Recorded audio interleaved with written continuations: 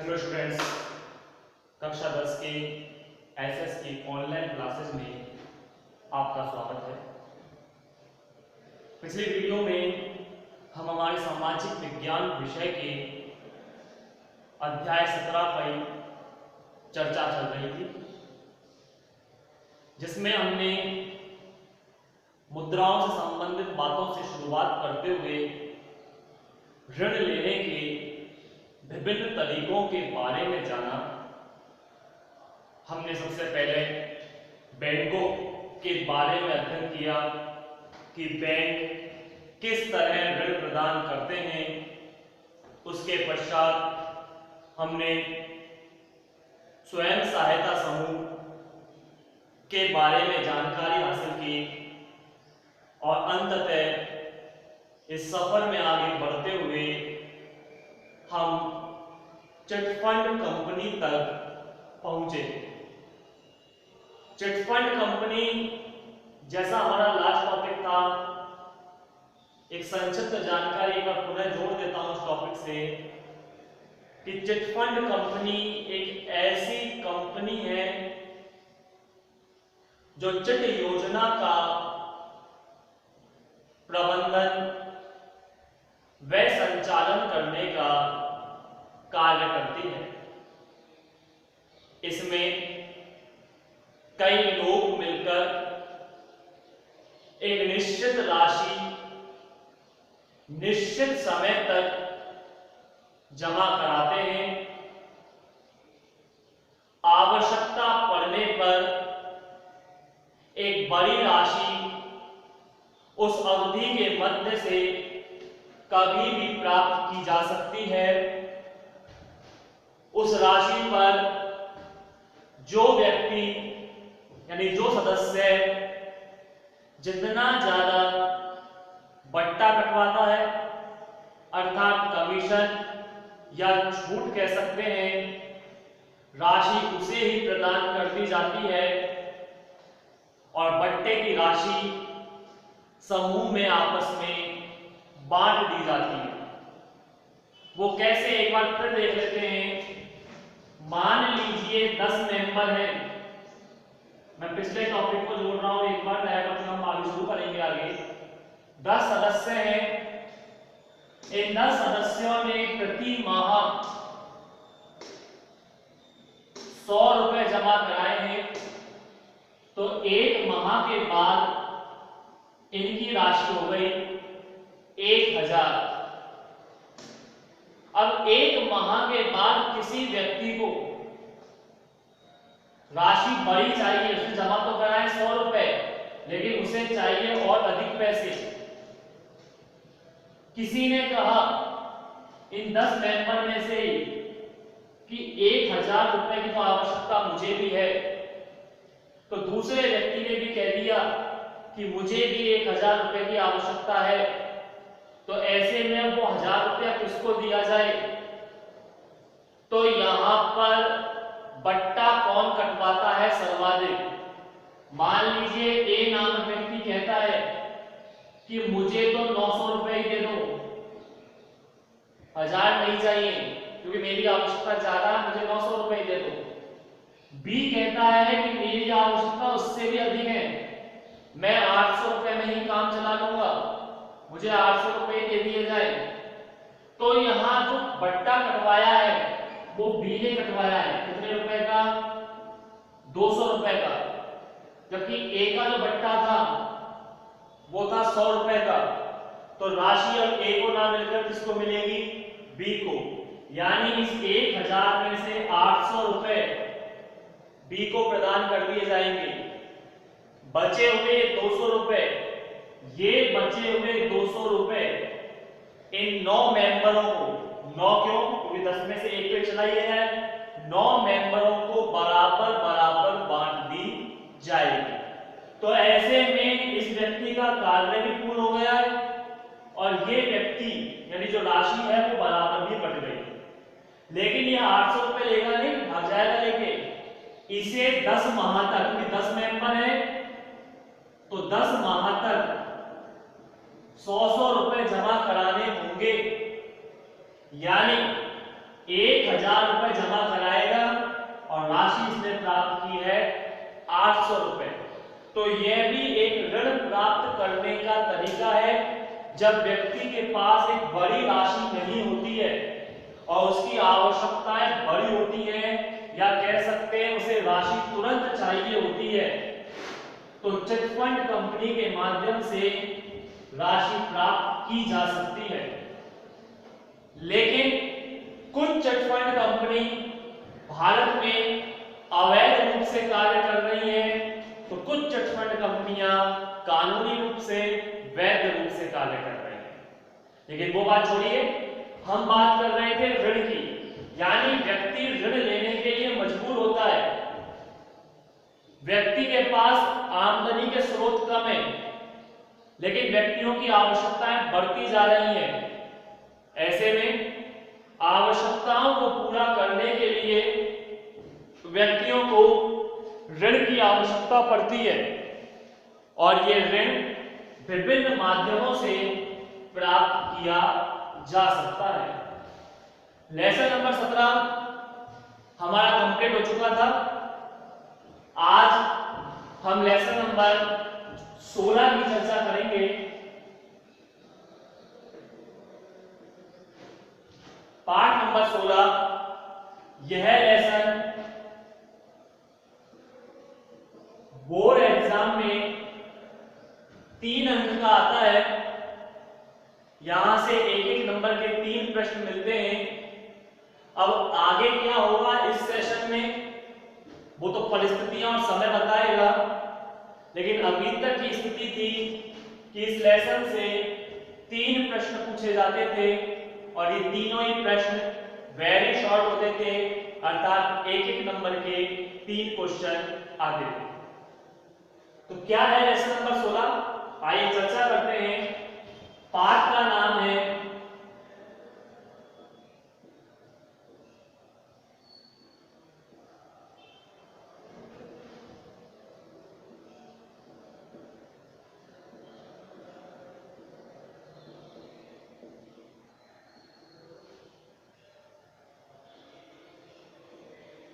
भारतीय अर्थव्यवस्था की चुनौतियां। चुनौतियां अर्थात समस्याएं, बाधाएं इसको कह सकते हैं। किसी भी कार्य के अंतर्गत आने वाली रुकावटें, आने वाली बाधाएं, आने वाली समस्याएं चुनौतियां कहलाती हैं। आज हमारे देश के अंतर्गत विभिन्न चुनौतियां मौजूद हैं, विभिन्न समस्याएं मौजूद हैं। जैसा हमने एक बार पहले टॉपिक में अगर याद होगा आपको, तो लोकतांत्रिक एक टॉपिक था, लोकतंत्र के गुण और दोष। उसमें हमने अध्ययन किया था लोकतंत्र की समस्याओं के बारे में, और एक बात मैंने ये कही भी थी कि लोकतंत्र एक बेहतर शासन है, लेकिन फिर भी इसमें कई समस्याएं देखने को मिलती हैं और उन समस्याओं का जिक्र हम विस्तार से पिछली वीडियोज में कर चुके थे। तो हमारे देश के सामने, समाज के सामने, परिवार के सामने और व्यक्तिगत खुद हमारे सामने कई समस्याएं हर पल, आए दिन, प्रतिदिन मौजूद रहती हैं, जिन समस्याओं का हम समय दर समय निपटारा करते हैं और अपनी जीवन शैली को सुचारू रूप से संचालित करते रहते हैं। लेकिन जो भी मैं बात कर रहा हूं वो देश, समाज और इनकी की, व्यक्तिगत की। लेकिन अब जो हमारे लेसन है वो है अर्थव्यवस्था से संबंधित। अर्थव्यवस्था के सामने कई चुनौतियां मौजूद होती हैं। अर्थव्यवस्था, पहले इस शब्द को समझ लीजिए। अर्थ, जिसका आशय होता है धन, और व्यवस्था आप जानते हैं अर्थात धन से निर्मित होने वाली व्यवस्थाएं।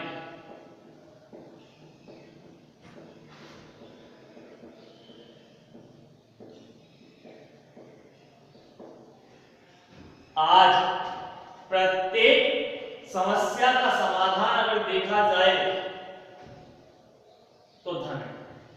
हालांकि ये कहते हैं कि धन अपने आप में सब कुछ नहीं है, लेकिन ये कहा जा सकता है कि धन बहुत कुछ है। आज लगभग 99% समस्याएं यदि आपके सामने हैं तो पैसे के बल पर उन समस्याओं का आप समाधान करवा सकते हैं। लेकिन फिर भी ये कहा जाता है और कह सकते हैं कि धन सब कुछ नहीं, पैसा सब कुछ नहीं है।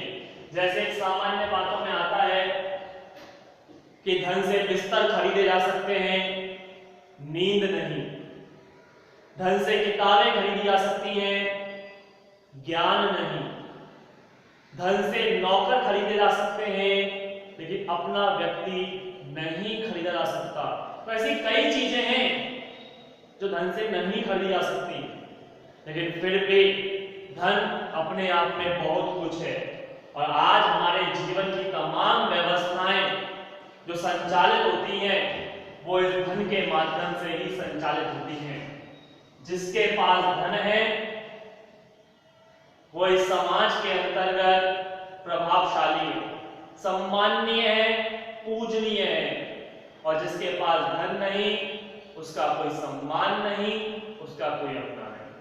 कहा जाता है कि यदि समाज में जिंदा रहना है तो या तो आपके पास धन बल होना चाहिए या बाहुबल होना चाहिए। और जिसके पास दोनों नहीं, बाहुबल मतलब भुजाओं में बल। ये कहावत भी आती है कि जिसकी भुजाओं में है दम उसके है दुश्मन कम। तो जिसके भुजाओं में दम है, जिसकी हाथों में ताकत है, या तो वो इस समाज में जीवित रह सकता है, या जिसके पास धन की ताकत है वो इस समाज में रह सकता है। तो खैर इन चीजों को तो छोड़े, हम दूर चले गए। हम लौटते हैं अर्थव्यवस्था पर। धन से निर्मित होने वाली व्यवस्थाएं कहा जाता है अर्थव्यवस्था। और इस अर्थव्यवस्था के सामने कई चुनौतियां देखने को मिलती हैं। और उन चुनौतियों के अंतर्गत यदि हम बात करें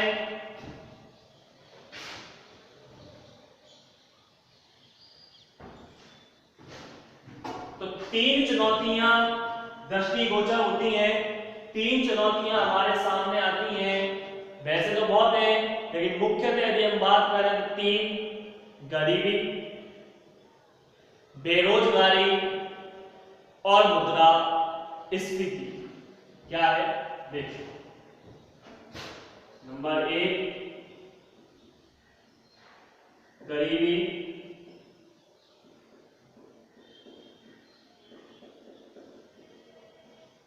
बेरोजगारी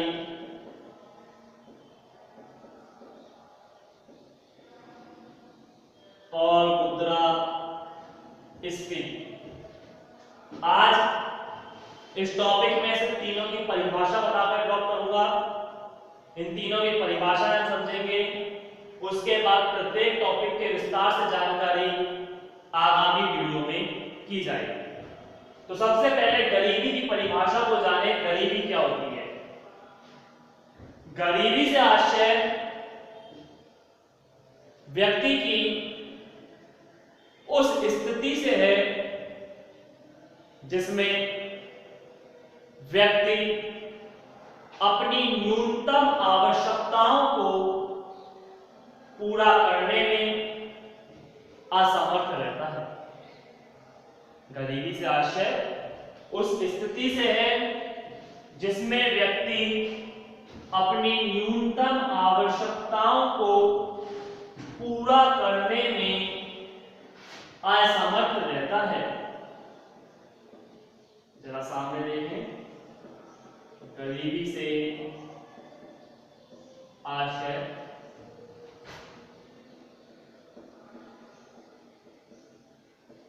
उस स्थिति से है जिसमें व्यक्ति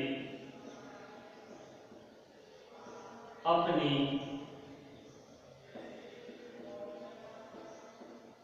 न्यूनतम आवश्यकताओं को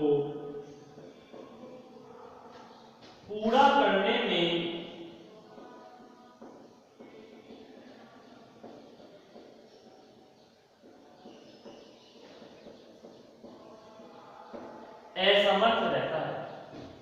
गरीबी से आश्रय व्यक्ति की उस स्थिति से है जिसमें व्यक्ति न्यूनतम आवश्यकताओं को पूरा करने में असमर्थ रहता है। अब यहाँ एक शब्द आता है न्यूनतम आवश्यकताएं। व्यक्ति की 3 मूलभूत आवश्यकताएं शामिल होती हैं, रोटी, कपड़ा और मकान। अर्थात 2 वक्त का व्यक्ति को भोजन प्राप्त हो जाए, सर छुपाने के लिए उसे एक छत मिल जाए और अपना शरीर ढकने के लिए वस्त्र मिल जाए, तो वह व्यक्ति न्यूनतम आवश्यकताओं को पूरा करने योग्य होता है। अर्थात ये 3 चीज ऐसी हैं जिसके बिना व्यक्ति अपनी दैनिक जीवन को संचालित करने में असमर्थ रहता है। आज भी देश के अंतर्गत एक बहुत बड़ी आबादी भुखमरी का शिकार हो रही है, क्योंकि उनके पास खाने को अन्न नहीं है, भोजन नहीं है। व्यक्ति आत्महत्या करने के लिए मजबूर हो रहा है, भुखमरी का शिकार हो रहा है। और वर्तमान परिस्थिति जिससे आप सभी वाकिफ हैं, इसने देश के एक बहुत बड़े वर्ग को संकट में डाल दिया। अमीर या पूंजीपति तो अपनी आवश्यकताएं पूरी कर रहे हैं, लेकिन वह वर्ग जो निम्न वर्ग में शामिल होता है, वह आत्महत्या करने के लिए मजबूर हो रहा है। कारण है पल पल उसके सामने उसका परिवार दम तोड़ता हुआ दिखाई देता है। कारण गरीबी। व्यक्ति के पास खाने को अन्न नहीं बचा, भोजन नहीं है, सर छुपाने के लिए जगह नहीं है, शरीर ढकने के लिए वस्त्र नहीं है। तो ऐसे में जब व्यक्ति अपनी न्यूनतम आवश्यकताओं को पूरा करने में असमर्थ रहता है, तो उसे गरीबी कहा जाता है। पहली परिभाषा थी। सेकंड नंबर आता है हमारे बेरोजगारी। बेरोजगारी से आशय, नाम से ही हम देखें, बेरोजगारी यानी बिना रोजगार के, जिसके पास रोजगार नहीं वह बेरोजगार।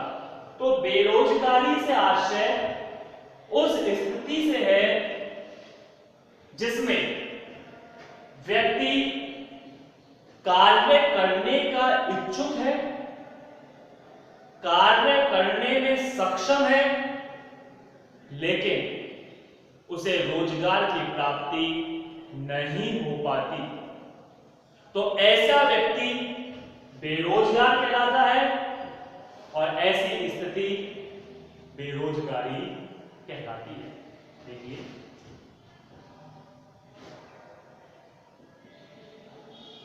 बेरोजगारी से आशय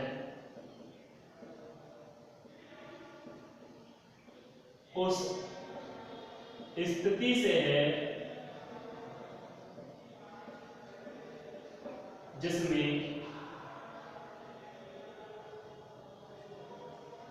व्यक्ति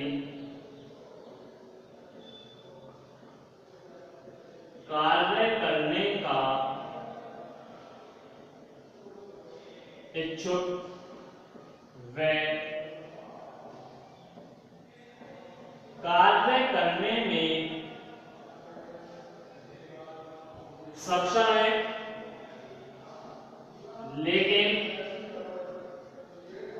उसे रोजगार की प्राप्ति नहीं हो पाती।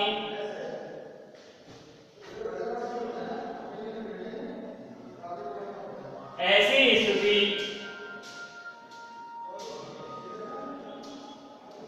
बेरोजगारी कहलाती है। आप देख सकते हैं, बेरोजगारी से आशय उस स्थिति से है जिसमें व्यक्ति कार्य करने का इच्छुक व कार्य करने में सक्षम है, लेकिन उसे रोजगार की प्राप्ति नहीं हो पाती, तो ऐसी स्थिति बेरोजगारी कहलाती है। आज भी देश की एक बड़ी आबादी बेरोजगार है, चाहे कारण कुछ भी हो, कारण देखेंगे भी आगे जाके, चाहे कारण कुछ भी हो, लेकिन व्यक्ति बेरोजगार है। और अगर बेरोजगार है तो गरीबी का होना निश्चित।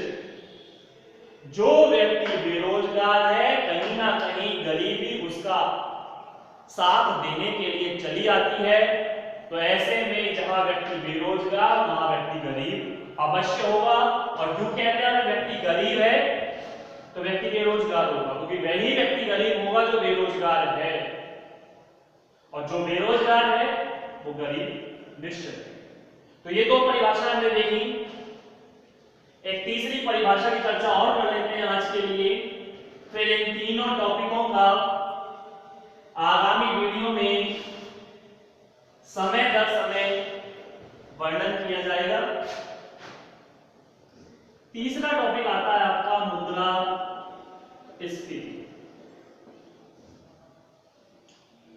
मुद्रास्फीति एक सामान्य परिभाषा देखें तो मुद्रा के मूल्य में सतत वृद्धि की स्थिति। मुद्रा के मूल्य में सतत वृद्धि की स्थिति मुद्रास्फीति कहलाती है। अर्थात जब मुद्रा का स्तर बढ़ जाता है, मुद्रा की मूल्य बढ़ जाता है, तो महंगाई भी बढ़ने लगती है।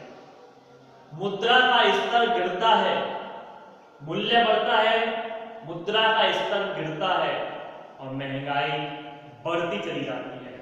अगर मुद्रास्फीति को हम दूसरे शब्दों में महंगाई शब्द बोलें तो गलत नहीं होगा। आज लगातार ये हो रहा है। अंतरराष्ट्रीय बाजार में वैश्विक पैमाने पर भारतीय मुद्रा हो या विश्व की कोई सी मुद्रा, उसका जो आकलन किया जाता है वो डॉलर से किया जाता है।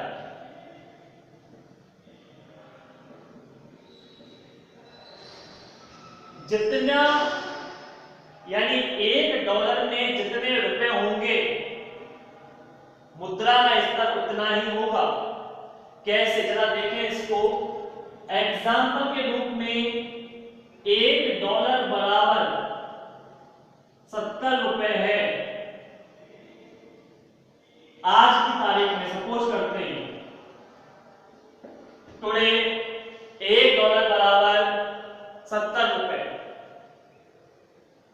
कल $1 बराबर 60 रुपए हो जाते हैं, तो आप बताइए मुद्रा का स्तर गिरा है या बढ़ा है?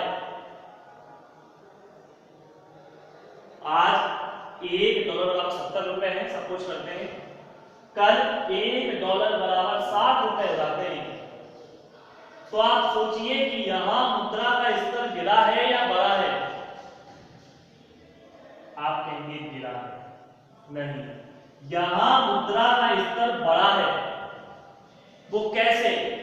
क्योंकि $1 बराबर 70 रुपए, अर्थात आपको अगर $1 खरीदना है तो 70 रुपए देने होंगे। लेकिन यहां अगर $1 खरीदना है तो कितने रुपए देने? 60 रुपए। तो महंगाई कम हुई है, ज्यादा हुई? कम हुई है। लेकिन अगर स्थिति ऐसी हो जाए $1 बराबर 80 रुपए, तो जहां हम पहले 60 दे रहे थे, 70 दे रहे थे, अब हमें 80 रुपए देने होंगे। तो यहां मुद्रा का स्तर गिरा है और मुद्रा का मूल्य क्या हो गया? बढ़ गया, यानी महंगाई बढ़ गई। जो चीज पहले यानी 60 रुपए में आ रही थी, अब वही चीज 80 रुपए में आएगी। तो मुद्रा के मूल्य में सतत वृद्धि, मुद्रा के मूल्य में लगातार होने वाली वृद्धि मुद्रास्फीति कहलाती है। जिससे महंगाई बढ़ती है और मुद्रा का स्तर गिर जाता है। तो आज हमने 3 चुनौतियों के बारे में सिर्फ सामान्य जानकारी प्राप्त की, गरीबी, बेरोजगारी और मुद्रास्फीति। इन तीनों की विस्तार से चर्चा आगामी वीडियो में की जाएगी। तब तक के लिए धन्यवाद।